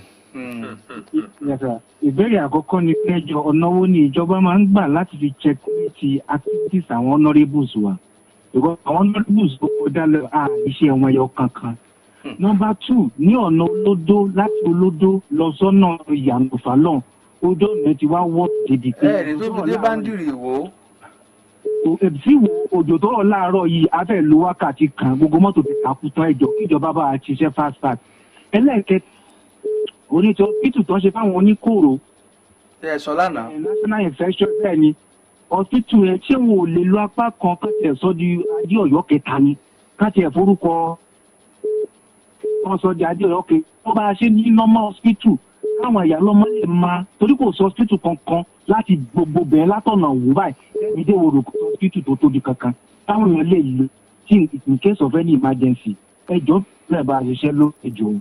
Ẹ ṣe olóko ti hospital yẹn ẹ jẹ́ n bẹ̀ láti bẹ̀ ìmọ̀ràn tó dání àwọn tó wà in charge jẹ́ kán gbọ́ tó bá ṣe é ṣe I'm not making any promise tó bá ṣe é ṣe but mo mọ̀ pé hospitals a ní wards ní each ward àti ní primary health care center a ní àwọn yẹn but báyìí pé ó ṣe é ṣe kó jẹ́ pé apá kan wọ́n máa fi ṣe bí abi general hospital àwọn yẹn á wò ọ̀nà títí olódó yàgò ìjọba ń ṣiṣẹ́ lórí títì yẹn yàgò mo sọ pé ní ìpínlẹ̀ Ọ̀yọ́ kò sẹ́ni tó fẹ́ mọ̀ bóyá that road olódó road yẹn federal road ni but báwo ni ẹ ṣe kan ẹni tó pè ń sìn kí ló fẹ́ kí ni Ọlárẹ̀wájú fẹ́ omi tuntun ní no kí ló fẹ́ òun fẹ́ títì tó yọkùn ìlú bẹ́ẹ̀ ni omi tuntun ó ṣe omi tuntun á ṣe a ti ń ṣe títì yẹn a ti ń ṣe lọ́wọ́lọ́wọ́ báyìí yẹ mọ̀ nǹkan tó wà ń bẹ̀ nìyẹn kàn ṣe sùúrù nǹkan tó fa fún kẹrẹ fàkẹrẹ pé wọ́n ṣe títì yẹn lọ́wọ́ láìpẹ́ àmàparẹ́ àti ti àwọn honourables àwọn èèyàn awaládìbò yan wọn tí ìṣe wọn ò bá tẹ́ wa lọ́rùn òfin ti lálẹ̀ fún wọn ṣe lè recall honourable wọn so nǹkan tí mo lè sọ pa yẹn kò jù bẹ́ẹ̀ lọ. ìgbóhùn tí ò sunwọ̀n kọ́ mọ́ gbá bí abíyá. hello. ìṣiṣẹ́ agbọ́lá ni lẹ́ẹ̀kan sí láti bí ọdún márùn-ún ṣẹ́kọ̀ọ́ fárúkù yẹn ni mo tún ń sọ àgbàmúlẹ̀ tí lọ sẹ̀ sáàmù ẹsẹ̀ tìrì sàmú ẹsẹ̀ tìrì ẹ ṣeun gan o sẹ́rí ijó tó bá kánilá làádì kú ṣùgbọ́n èmi ọ̀fẹ́ yìí ní fẹ́kẹ́ ẹ jẹ́ ká dúró de lẹ́tà àwọn sà nǹkan àwọn ìgbìmọ̀ ọmọ gbọ́ láwọn Ministry of Education kankan kí wọ́n lọ sí àdúgbò Faruku wọ́n lọ béèrè tí ń ṣẹlẹ̀ ńbẹ̀ àti ìgbésẹ̀ tí wọ́n bá lè gbé. hello. ẹ káàárọ̀ ẹ pé tó. yes sir. ruth ló sọ̀rọ̀ láti airport. ẹ káàbọ̀. ẹ sà mo kí àlejò wa. ẹ ṣe. àtúntò ló ń sàrọ̀. yes ma. adúpẹ́ pé gómìnà Mákindé ọ̀rẹ́ aráàlú ni wọ́n dẹ̀ máa ń gbọ́ nǹkan táwọn aráàlú máa ń sọ. wọ́n wá fẹ́ pe àkíyèsí wọn sí àwọn tó wá sọ̀rọ̀ owó lójú títì lábárí ọ̀nà gbàgbé ọ̀dọ̀ wa ń bíbí àwọn pípù yẹn pọ̀ ní ìgbà tí wọ́n fi kọ́ wà ní ìṣèjọba omi tuntun 1.0 lẹ́ka àjẹ́ pariwo wọ́n jẹ̀ bá wa kó wọn kúrò ìdẹ́sẹ̀ ni wọ́n àmọ́ agbẹ́ kí wọ́n tún kọ́ ilé fún wọn gan ní mọ́níyà àmọ́ ní ìsàn pípù yẹn tuntun padà lẹ́gbẹ́ wọ́n jẹ̀ wọ́n á dájọ́ tì í sílẹ̀ gan lójú títì tí ó dẹ̀ dá kí wọ́n jọ kán bá fi ọwọ́ òfin mú wọn dáadáa bóyá wọ́n ti máa kọ́ wọn kán lọ dà wọ́n sí ọ̀nà ilé wọn nìkan àwọn pípù yìí wọ́n tún lè máa lò wọ́n fún iṣẹ́ ibi tí kò dẹ̀ ní dá fáwọn aráàlú kí wọ́n jọ kán bá wá tún ṣe sí ẹsẹ̀ pé ètò. ọdẹ ẹ ṣeun gan ṣe rí ìbànújẹ́ ọkàn ní fúnyàn láfẹnwá kéèyàn mọ rí ọmọ kéékèèké lákòókò táwọn ẹgbẹ́ wọn wà níléèwé bẹ́ẹ̀ ni ẹ ṣe mọ̀ pé béèyàn bá máa ń rú àròjinlẹ̀ èèyàn wò pé kí lọ́jọ́ iwájú ó bí fún ìlú ìbáyìí ìbéèrè tí a béèrè wọn ó ṣe pàtàkì. ó ṣe pàtàkì ṣe mọ̀ pé mo sọ pé ní omi tuntun mẹ́tò à ń ṣe upgraded lifestyle gbogbo àwọn irú nǹkan bẹ́ẹ̀ yẹn ni a máa mójútó lọ́jọ́ tí gómìnà tó ń búra fún wọn náà máa dá àjọ kan sílẹ̀ tó máa jẹ́ pé irú nǹkan báyìí ló máa jẹ́ iṣẹ́ wọn ọ̀rọ̀ ìdọ̀tí ọ̀rọ̀ ẹ̀gbin ọ̀rọ̀ ọmọ kan rìn rẹ̀gbẹ̀rẹ̀gbẹ̀ àwọn kan jókòó síbi kan iṣẹ́ tó máa mójútó nìyẹn so káwọn èèyàn fọkàn balẹ̀ àwọn sọ pé gómìnà wọn ṣe ní first time náà àwọn pípé ń padà bọ́ ilé ìtàbá ti ṣe ń sìn kò ní sáàyè fún wọn láti padà lágbọ́rọ̀ lọ́n so kún fọkàn balẹ̀ kún fún wa ní time díẹ̀. wọ́n fẹ́ béèrè kan àti tí mo rò pé ìjọba lè ṣe àkókò yìí ó yẹ káà mọ wọ́n wà níléèwé àbí wọ́n wà ní kíláàsì wọn ọmọ kan ń bẹ tí wọ́n máa ń rìn gbèrègbèrè kiri ṣẹ̀rí àwọn agbègbè kan bí oríta péré nǹkan kan ó pọ̀ ní gbogbo Ìbàdàn ni àwọn bíi viewing center ó wà jẹ́ pé bẹ́ẹ̀ ni ọmọ kéékèèké ó wà báyìí bóyá ìjọba ó gbófin kalẹ̀ ni pé viewing center kankan kò gbọ́dọ̀ sí lákòókò táwọn máa ń gbọ́dọ̀ wà níléèwé o àti wípé ọmọ yìí nílò àmójútó ńlá mo mọ àwọn tí ń rìn gbèrègbèrè ńgbà táwa wà níléèwé tíjọba mú ojútó wọn tí wọ́n mú ojútó wọn dáadáa tí wọ́n ti yára báyìí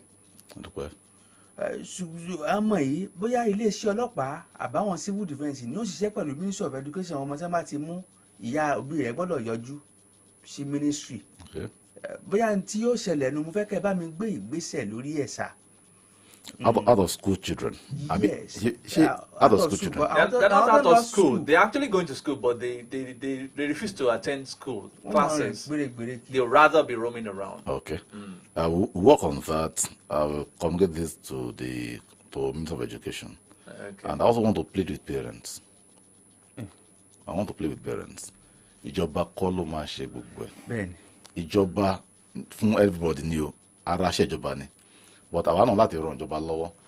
Tí ọmọ bá kúrò nílé tó bá lòun lọ sí school, tí ò dẹ̀ dé school, báwo ṣe àwọn òbí náà ó yẹ kán ní nǹkan tó máa ṣe lórí ẹ̀. Ìjọba ṣe tiẹ̀, ìjọba ṣe ti tiẹ̀ but káwọn òbí náà kàn fi àìsílẹ̀ díẹ̀ mọ́ fún àwọn. ọmọ náà ti ya bó rán. Okay, so I would like us to talk about this revitalized transport sector, talking about the new park management system. Now, there are some speculations that there isn't enough transparency as regards the revenues being generated from that sector. What can you shed more light on that? Thank you. I'll start by saying before the advent of PMS, how much was Oyo State getting from the transport sector? Absolutely nothing. Nothing, definitely. Nothing. Now, let's ask ourselves the question again. Is the PMS a good idea? Let me answer that question. The answer is that it's a good idea.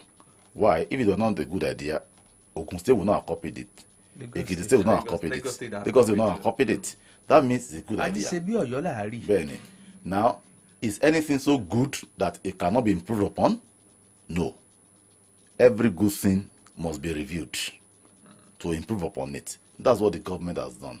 Now, Governor Makinde during the campaign said that between 60 and 70 million naira every month was being generated by PMS. That means if you could generate 60, 70 million, if you manage it better, you can generate more. So that is why we had to do what we did. So answering your question, there will be more transparency. Okay. And I can assure people of us that they will get more value for government's investments in the parks and on the roads. Because the parks belong to the government. The roads on which these people ply their trade belong to the government. So we are going to get more value for our investment in parks and roads. Ó dàṣẹ́ lórí yẹn lórí ètò tá a pè ní secretariat aráàlú yìí àlétò kan náà tá a pè ní ọ̀tẹlẹ̀múyẹ́.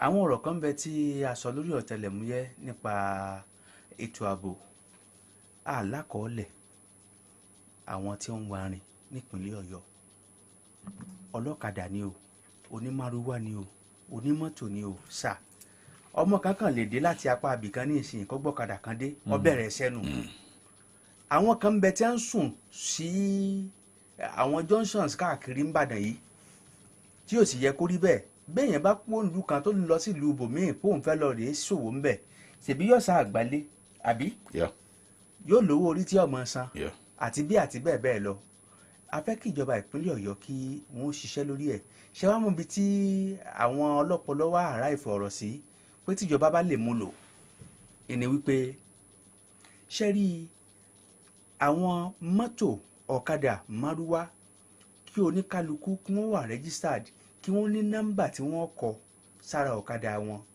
kó wá níbi application tó jẹ́ pé tí ìkankan bá tiẹ̀ ṣẹ̀ nínú wọn ó hùwà tí ọ̀dà nọ́mbà rẹ̀ ni wọ́n report wọ́n ti mẹ́ntì ń ṣe ọ̀nà tí ìjọba òfin wa máa gbà generate owó lélẹ́yìí sà ọlọ́kadà tó bá sá lónìí tí ó bá sanwó ìjọba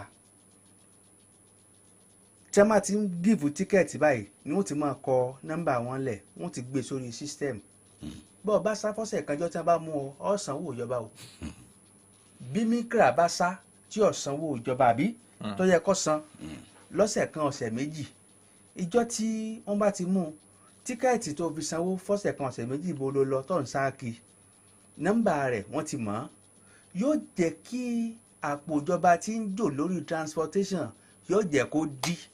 Brilliant idea. Tó bá ṣeé ṣe tèmi àti yín bá lè sọ̀rọ̀ lórí ẹ̀ pẹ̀lú àwọn tí a jọ gbé àìdíà ìkalẹ̀ ó ga jù báyìí lọ. Brilliant idea. Aṣọ lórí ẹ̀. Ó ga jù báyìí lọ. Mo like idea pé ká register everybody. Ẹ ń bá dára àti mọ́. Because the elsewhere ìyẹn ò lè ṣe kó mú jẹ. Kò lè jẹ. Ò lè ṣe kó mú jẹ. Because wọ́n ní records everybody. Ó yọjú tó bá ti kọjá níbi kan ó ti record ẹ̀. Wọ́n ti mọ̀ pé orí nọ́mbà báyìí ni. A sọ̀rọ̀ lórí ẹ̀ ṣe very good idea. Hello. Ẹ káàárọ̀. Ẹ káàárọ̀. Ọláṣadé ló ń pè láti Yẹmẹsì. Yes sir. Ẹ jọ̀ọ́ lórí ọ̀rọ̀ àwọn PMS yẹn ni mo fẹ́ sọ̀rọ̀ lórí. Ẹ tẹ̀síwájú. Ẹ jọ̀ọ́ ṣe rí àwọn máa bá wọn gba owó yẹn. Ẹ jọ̀ọ́ mo fẹ́ kí wọ́n dá wọn lẹ́kọ̀ọ́. Ṣé rí ìdíwé ìbọn ṣe máa ń bá àwọn èèyàn sọ̀rọ̀ and then láti máa fa nǹkan ní àárín títì ìyẹn gò dá láwùjọ. wọ́n bá wọn sọ̀rọ̀ ẹ fẹ́ gbowó ẹ gbé kinní sẹ́nu ẹ gbé oògùn olóró sẹ́nu ẹ máa tú èéfín sí àwọn èèyàn nímú. ó yẹ kó ní orientation náà kó dẹ̀ fún wọn ní aṣọ tó fi mọ̀ pé àwọn aṣojú PMS lélẹ́yìí. ṣé ti get the point ni kó máa dress well kó yẹ máa múra bíi táùtù kọ́kọ́ dá wọn lẹ́kọ̀ọ́ bẹ́ẹ̀ kó dẹ̀ máa bá àwọn èèyàn sọ̀rọ̀. ó dẹ̀ ṣeun gan-an ṣe láwọn iṣẹ́ yìí a ní àwọn ilẹ̀ adúláwọ̀ tó súnmọ́ wa míì gan tó yẹ pé àwọn ọ̀mọ̀wé gan ni wọ́n ń ṣe tí ń collect owó. ṣe rí nǹkan tí àwọn arábìnrin náà sọ̀rọ̀ tó ń sọ sìn tó ń sọ ó jẹ́ kókó tó tí mo kí bẹ́ẹ̀ bí dáwọn ará ìpínlẹ̀ Ọ̀yọ́ lójú ni pé ní PMS omi tuntun ti rú òtítọ́ nìyẹn tó àwọn ènìyàn tó ti rú ó ti rú. Hello. ìpè tá a gbàgbé yẹn rí. Hello. ẹ ti wọlé. Yes sir. kí lorúkọ yín ẹ béèrè yín. ẹ jẹ́ lórí àwa láti ìjọba ìbílẹ̀ local government. Yes sir. ìlú àti Ìbàdàn yẹn. kí ìjọba ó jọ fún ọba wa rí sí i. wọ́n ti fọ́ọ̀mìtì wa àgbẹ̀mọ̀ pé wọ́n ó ṣe Ọlọ́run ràn wọ́n lọ́wọ́. kí wọ́n jọ nítorí Ọlọ́run. ọ̀nà yẹn ti wọ́ọ̀sì. torí àkókò wa ọ̀nà yẹn ti wọ́ọ̀sì lóòótọ́ ìjọba sì sọ̀rọ̀ lórí ẹ̀. gómìnà tí náà máa ṣe. Just before we let you go, sir, when should we expect the new cabinet commissioners? Well, that's not my call. Okay. That's the call of the governor. The governor, okay. And I'm sure that he's working on that. Okay. And you also know that the House of Assembly, I mean, the list has to go through the House of Assembly. Definitely. And they are just concluding a session. They're going to inaugurate the new assembly. House. So until that is done, the list cannot be out. Okay. But I want to assure you that as the governor will not waste time to constitute a cabinet. Because he's not learning he has already learned the rope, so he knows how to go about it. Definitely. Yeah. ó dáa ṣẹ́rí àmọ́ lọ báyìí mo fẹ́ kí ní fẹ́ kó pẹ́ tẹ́tùn fi padà wá sí ìkànnì yìí ṣẹ́rí Solutions 939 FM ilé àwẹ̀ ní Òkè Àdó Ìbàdàn àwọn tí wọ́n ti ń gbọ́ wọ látìgbà tá a ti bẹ̀rẹ̀ wọ́n mọ̀ wípé ìdàgbàsókè ìlú yìí òní tí à ń wá àṣòṣèlú ń bì í àṣègbè sọ́dọ̀ ẹnì kankan màá fẹ́ kí ẹ mọ̀ kẹ́ ẹ tún kó mọ̀ pẹ́ tẹ́tùn fi wá síbí yìí ṣé wá rí àwọn tí ẹ bá wá jọ wà níjọba bàbá ṣe ń pè àwọn èèyàn kí wọ́n jọ kí wọ́n mọ̀ ṣe kíni kí wọ́n mọ̀ wá láti wá dá àwọn aráàlú lóhùn inú wọn dùn sí gan. ẹ ṣe gan ni ẹ ṣe fàfàǹtẹ fún wa ṣe rí tí ẹ bá pè wá tẹ bá wá ẹ fẹ́ ràn wá lọ́wọ́ ni because media ni alàgàtà ṣé ọ̀rọ̀ yẹn nìyẹn láàrin ìjọba àti aráàlú ẹ̀yin ń gbọ́ ti aráàlú ẹ sọ fún wa ẹ gbọ́ tiwa náà ẹ sọ fún aráàlú so tẹ bá pè wá à ń láti wá wọ́n fi dá yín lójú pé èmi o I'm just a call away nǹkan tá a fẹ́ clarify nípa tó bá ní ṣe pẹ̀lú iṣẹ́ gómìnà ẹ kàn pè mí màá dá yín lóhùn bọ́lọ́mù bá ti fún wa láyè tó a máa yọjú sí lóòrèkóòrè ẹ ṣe gan fún àǹfààní tẹ fún wa. ọwọ́ pàtàkì lọ́wọ́ ẹ̀yin ọmọ Nàìjíríà tẹ láǹfààní láti gbọ́ ètò yìí àwọn èèyàn bá wa sọ̀rọ̀ lórí Facebook gan ṣùgbọ́n àfẹ́ kọjá pé àwítúwí asán ni tá a mọ̀ sọ gbogbo tá a ti sọ̀rọ̀ lé lórí iná ni wọ́n ń béèrè lé lórí lẹ́yìn ẹnìkan tó sọ nípa àwọn iléèwé aládàáni ní ìpínlẹ̀ Ọ̀yọ́ bí ọ̀pọ̀lọpọ̀ ní àwọn tí wọ́n jẹ́ olùkọ́ tí ó kójú òṣùwọ̀n àti ibi tí wọ́n ti ń kọ́ àwọn ọmọ gan pé kò kójú òṣùwọ̀n kíjọba ó gbìyànjú kí wọ́n rí sí abala ibẹ̀ ń dáadáa ọmọ jẹ́ pé búrẹ́dì tí ò jiná ńlá mọ̀ yánná fún àwọn ọmọ tó ti yé yín báwọn ó yé mi ó ti yé yín báwọn ẹ ṣeun gan àlejò wa lórí ètò yìí olùṣọ́ àgùntàn Sulaiman Olanrewaju.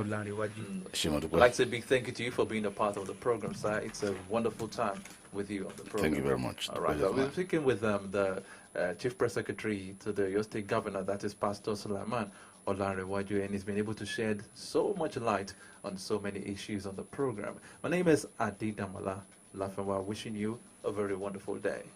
Túndé Adédòkun ló kọ tèmi arógundádé nìran bàbá mi arógundádé ni lèmi ń jẹ́ o èmi àti yóò mọ rówó a mọ̀ fi ṣe nǹkan rí láyé wa a pàdé tó bá dìrọ̀lẹ́ lágbára lọ́wọ́ Ọlọ́run ó dàbọ̀.